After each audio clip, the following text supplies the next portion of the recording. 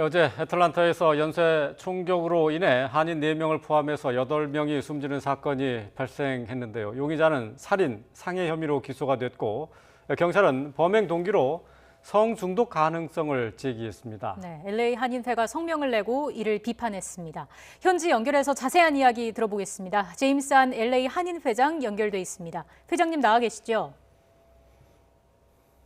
네, 안녕하세요. 네, 먼저 어제 소식 듣고 많이 좀 놀라시고 경황이 없으실 텐데 인터뷰에 응해 주셔서 고맙습니다.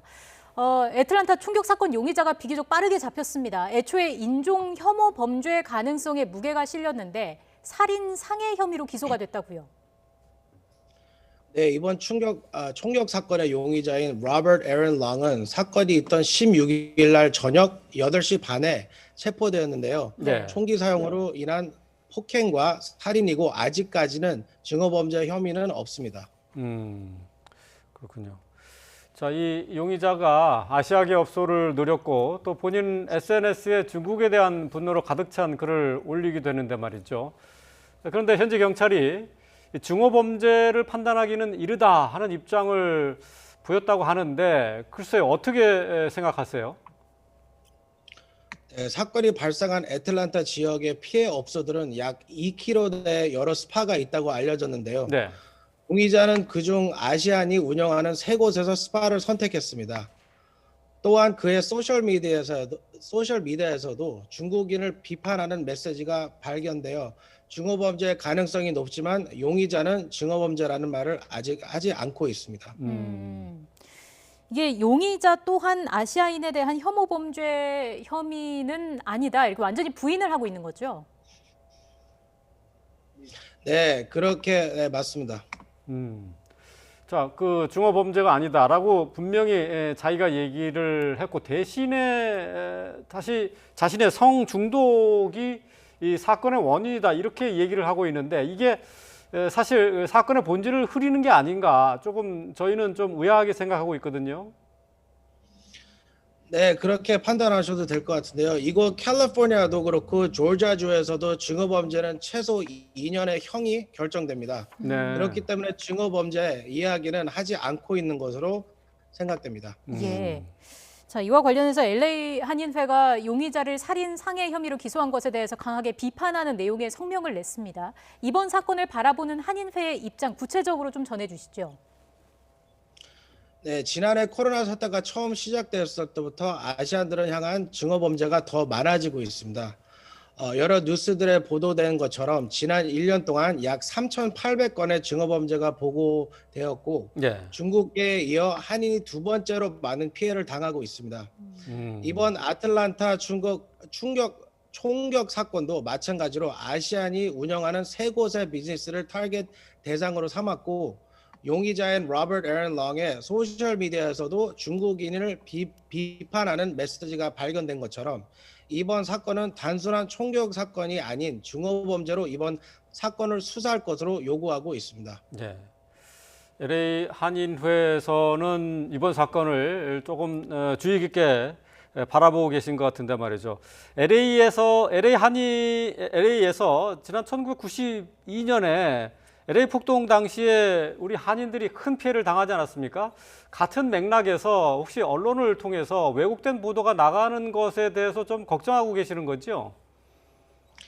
네, 지난 1992년 4.29 폭동 당시에도 미국 사회의 인종차별 문제가 메인 이슈였지만 이를 숨기고 한인과 흑인 간의 문제로 보도한 미국 미디어들이 있었습니다. 네. 그렇기 때문에 이번 사태를 더욱 심각하게 생각하고 있습니다. 이런 일이 반복돼서는 안 되고 그렇기 때문에 또 범행 동기에 대한 철저한 수사가 필요하다라는 입장으로 읽히는데 이번 사건에 대해서 특히 LA 한인회가 예의주시하고 있는 부분이 있을까요? 네, 미국 뉴스를 보면 용의자인 로버트 에런 랑이 경제적 불안과 성 중독 문제가 있다는 소식들이 나오고 있는데 네.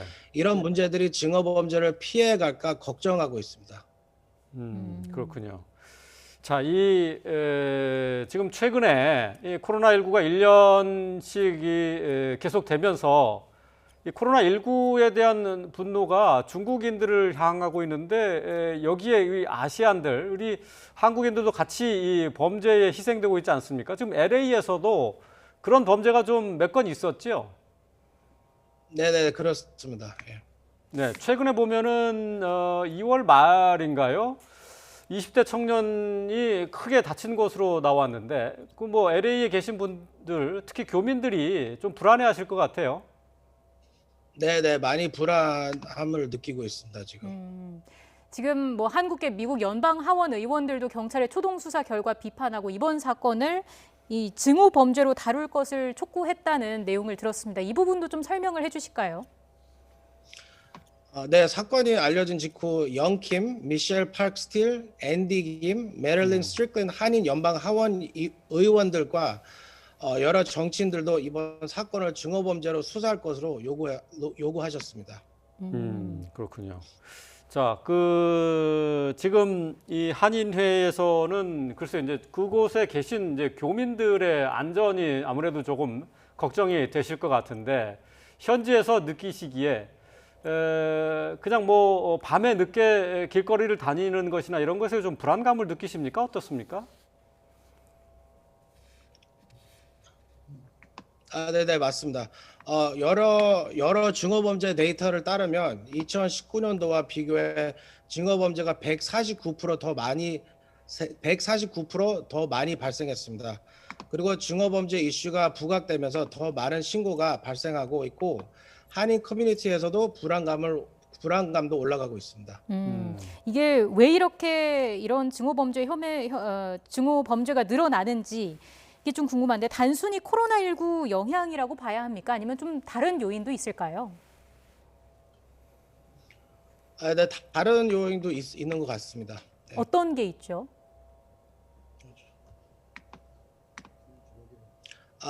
네, 지난주 목요일날 조 바이든 대통령은 대국민 연설에서 아시안 증오범죄를 규탄하는 메시지를 발표했습니다. 네. LA 한인에서는 전국에 있는 한인회와 협력해 백악관과 연결해 증오범죄를 규탄하고 이러한 사건들이 발생하지 않도록 태스크포스 팀 설립을 요청할 계획입니다. 바이든 대통령은 아시안 커뮤니티에게 각별한 관계를 유지하고 있습니다. 한인 사회에서도 바이든 대통령의 리더십을 기대하고 있습니다. 예. 저희 바이든 대통령이 이제 인종범죄, 혐오범죄에 대해서 각별히 신경을 쓰고 있는데 말이죠. 자, 교민들의 불안감은 그래도 이제 씻기진 않을 것 같습니다. 주미 한국 대사관이나 영사관에서는 그 신변 안전에 유의할 것을 당부했다고 하는데요. 자, 그곳 현지에 계신 교민들 안전을 위해서 어떤 점에 유의를 해야 되고 또 어떤 점에 신경을 쓰고 계십니까?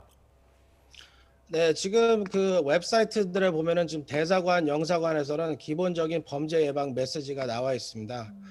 아시안 상대로 증오 범죄가 일어나고 있으니 주의해달라는 것과 여행을 미루고 여러 명이 함께 다니라는 내용입니다. LA 한인회에서는 한인들이 많이 방문하는 마켓이나 현재 지금 쇼핑몰에 아시안 증오 범죄의 심각성을 알리는 포스터와 후루라기를 배치하여 한인들이 사용할 수 있도록 홍보하고 있습니다. 네. 혹시 뭐 피해를 신고할 수 있도록 핫라인을 뭐 가동한다든지 이런 부분도 구축이 되고 있습니까?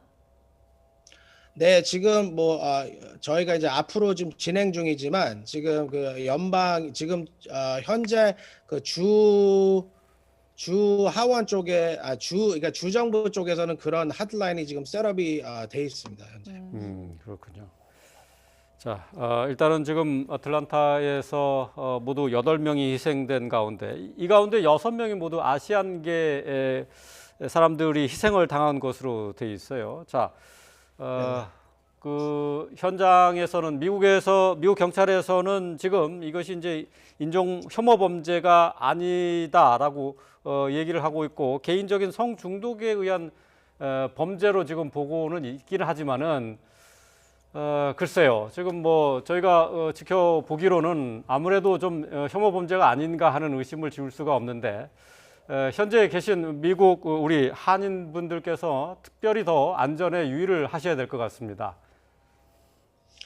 네, LA 한인에서는 주로 언론에게 이번 사태를 아시안 증오 범죄로 인정해달라고 발표했습니다. 그리고 다른 아시안 또는 타인종 커뮤니티와 협력해 이번 사건의 신속한 수사를 계속해서 요청할 계획입니다. 네, 예. 철저한 수사가 필요해 보이고요. 다시는 이런 일이 발생하지 않도록 확실한 대책 마련도 필요해 보입니다. 지금까지 제임스 한 LA 한인 회장과 함께 이야기 나눠봤습니다. 회장님 오늘 말씀 고맙습니다. 네, 감사합니다.